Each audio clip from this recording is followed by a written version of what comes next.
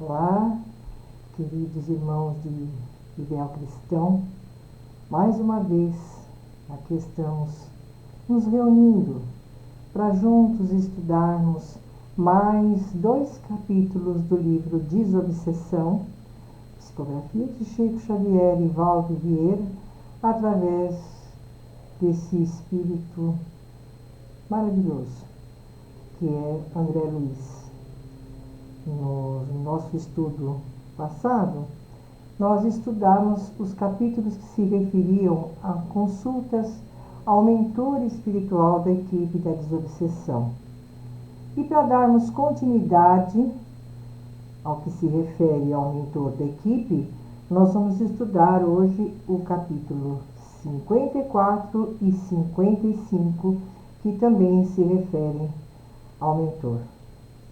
Então, nós vamos convidando a todos para que depois façam seus comentários, não é? Que vai nos ser de grande valia, porque estamos aprendendo uns com os outros e a experiência de cada um vem sempre para somar no nosso aprendizado.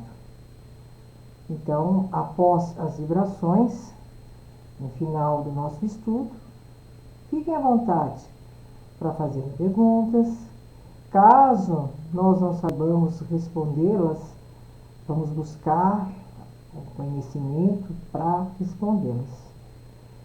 E os comentários, com certeza, das experiências dos nossos irmãos, vão também nos ajudar no aprendizado.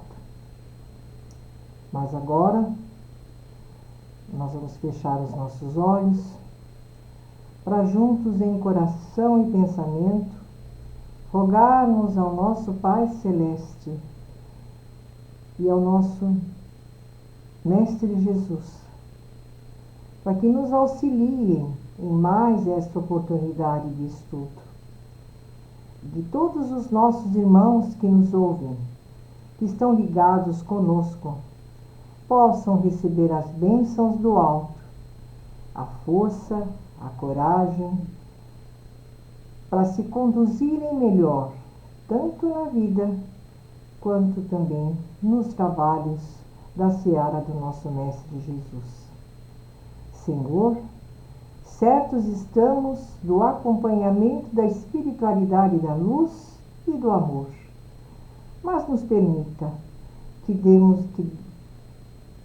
para darmos iniciado o nosso estudo desta oportunidade, e que o Senhor, em sua infinita misericórdia, junto do nosso Mestre Jesus, nos emprestem o dom da interpretação, para que possamos levar um pouco mais de entendimento, sobretudo aos nossos irmãos que estão iniciando na tarefa da desobsessão. E assim, agradecidos já estamos por todo o auxílio que temos recebido e que vamos receber. Graças a Deus e graças ao Senhor Jesus. Então, vamos dar continuidade no que se refere ao mentor do trabalho da desobsessão. Como falamos em outra oportunidade, ele pode tanto se manifestar após a prece inicial, como se for necessário durante o trabalho no esclarecimento de alguma entidade em muito desequilíbrio, ou também após as vibrações, quando está se aproximando o final do trabalho. Ele também pode se manifestar. Mas no capítulo 54, André Luiz vem nos falar justamente sobre a manifestação final do mentor da equipe da desobsessão. Então ele diz assim: aproximando-se o horário de encerramento, o dirigente da reunião, depois de verificar que todos os assuntos estão em ordem, tomará a palavra, explicando que as atividades se acham na fase final, solicitando aos presentes pensamentos de paz e reconforto notadamente a benefício dos sofredores. Em seguida, recomendará aos médiuns passistas atenderem ao encargo que lhes compete e solicitará da Assembleia a continuidade da atenção e do silêncio para que o médium indicado observe se o orientador espiritual da reunião ou algum outro instrutor desencarnado deseja transmitir aviso ou anotação edificante para estudo e meditação do agrupamento. Então, em algumas casas espíritas, enquanto está sendo feita as vibrações, automaticamente o dirigente da equipe, para aqueles que já conhecem o mecanismo do trabalho, não precisa nem solicitar que os médiuns passistas ministrem os passes, não é, magnéticos nos nossos irmãos que estavam em trabalho. Mas, para os iniciantes, com certeza ele pedirá que ministrem o passe durante as vibrações ou após as vibrações. Em seguida, dá-se um tempinho para que aquele médium solicitado, que está sempre sendo solicitado, isto é, para dar a passividade, a palavra, a comunicação do benfeitor espiritual, se manifeste.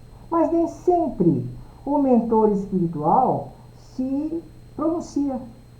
Nem sempre, nem todo o trabalho. Só quando há necessidade. Ou para dar um conselho, ou para dar um estímulo, ou para repreender. Na maioria das vezes é para dar um puxãozinho de orelha, né? Naquilo que está faltando a ser feito durante o trabalho, ou em relação aos médios em trabalho, né? Então, pode acontecer também de ele não se manifestar. Mas outros espíritos que não sejam da envergadura de um mentor espiritual, de um benfeitor, de uma equipe, né, se manifeste para dar um depoimento. Já presenciei casos em que irmãos que foram atendidos nos primeiros socorros na casa espírita se manifestarem, dando depoimento, não é, de como estão, de como estavam, da ajuda que receberam, né, da necessidade dos outros irmãos que ainda estão ali desencarnados ouvirem o seu depoimento, não é? Então nem sempre, não é o benfeitor espiritual.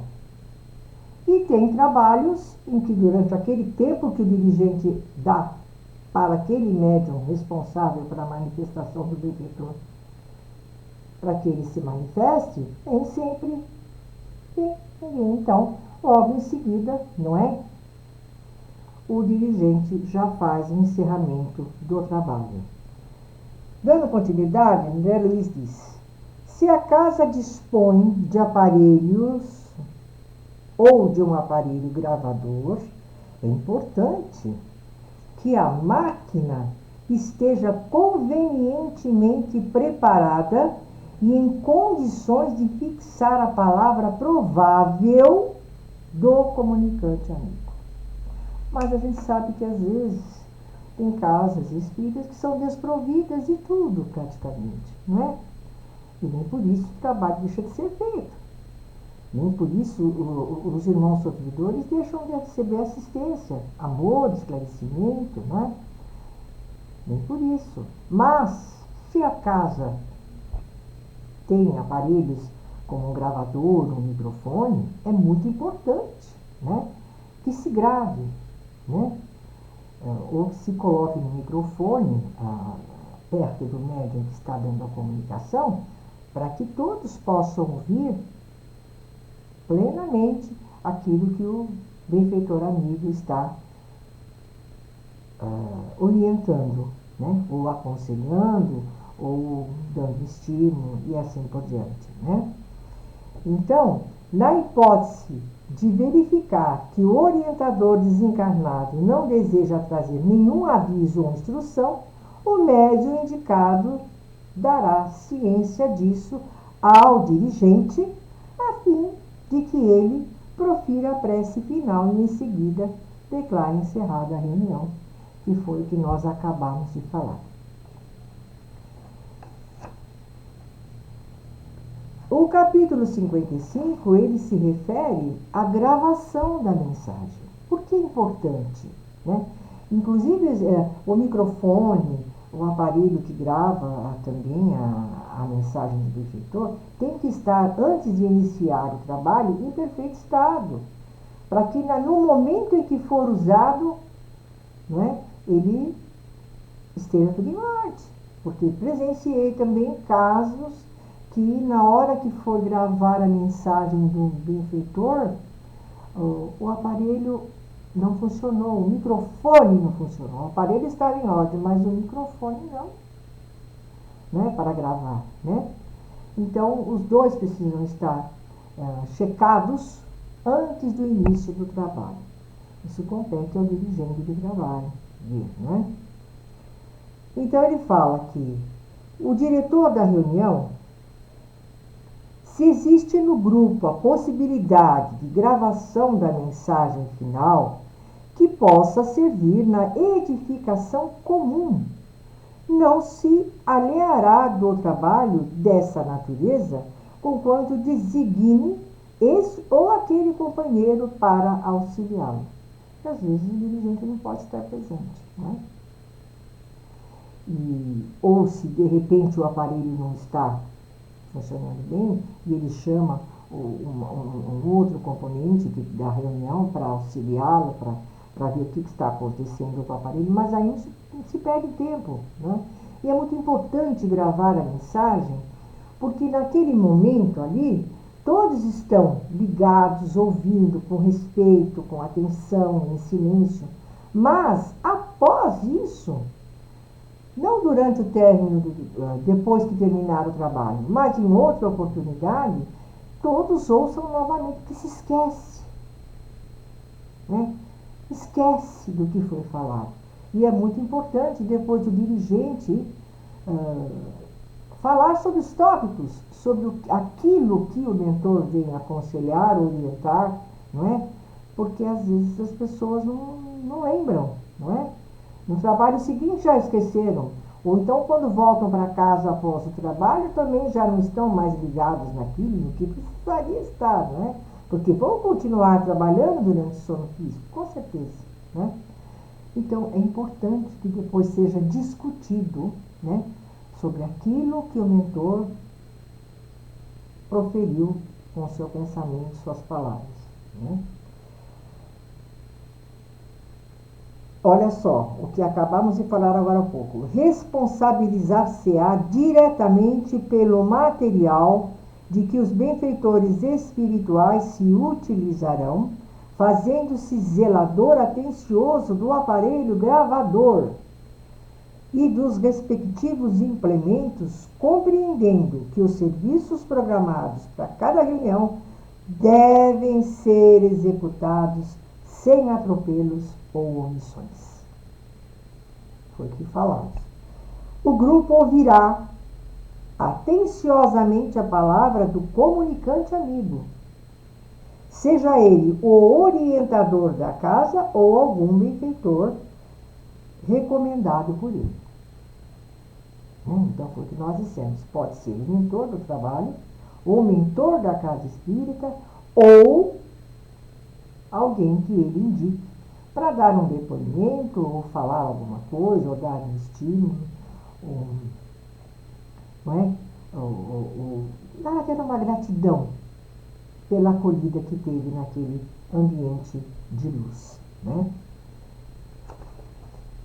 Frequentemente, o visitante encaminhado à reunião pelo mentor pode não ser um iluminado da espiritualidade maior, e sim um companheiro recém-convertido à verdade, disposto a relatar as próprias experiências quase sempre esmaltadas de lembranças dolorosas.